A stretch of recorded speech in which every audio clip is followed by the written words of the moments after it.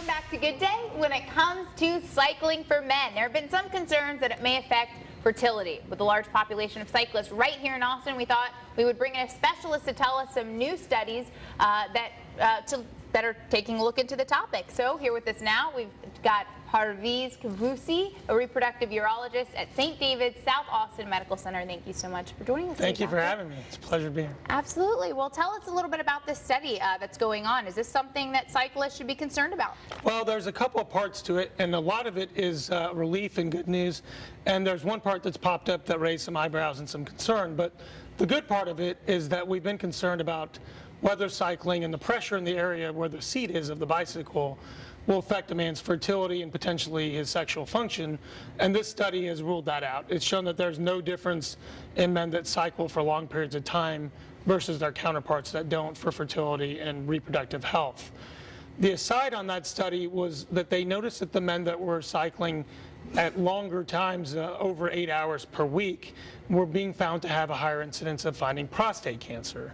So the question came up, is cycling inducing or causing prostate cancer? Mm-hmm. Most of us don't believe that that's the case.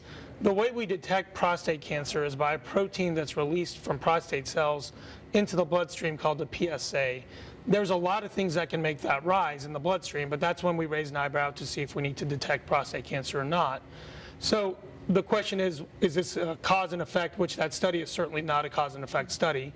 And it's probably more the pressure being put in that area is increasing PSAs, and those men are getting detected and being tested and biopsied more than the men whose PSA are not rising as much because they're not getting that pressure.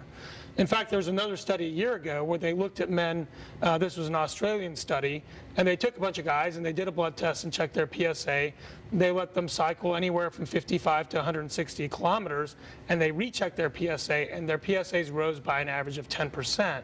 So it's more that we're detecting more of the guys that may have cancer there already than it is actually causing it. So I would encourage people to stay on the bikes. Right, exactly. That's the one thing that I noticed about the study itself is that, okay, so it may not be the cycling itself, but it's actually helping in, discovering who has it. Absolutely. So obviously being in Austin, we're in one of the cycling capitals of the planet, mm-hmm. And this is a great way for guys to stay fit. We're doing a lot of benefits, health benefits, improving cholesterol, blood sugar, keeping good body muscle, minimizing body fat. All these things are important for overall health.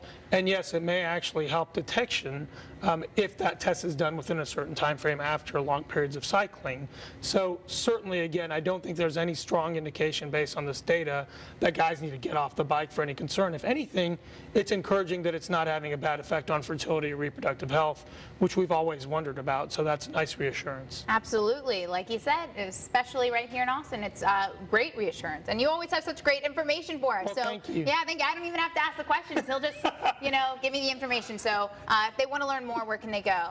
They can certainly look at our website at austinfertility.com, and they can access us through St. David's as well. So we are in partnership with St. David's, and we will be available for anybody that needs information. Awesome. Well, long story short, keep cycling, folks, because it's still good for you. Thank you so much for joining us. Thank you.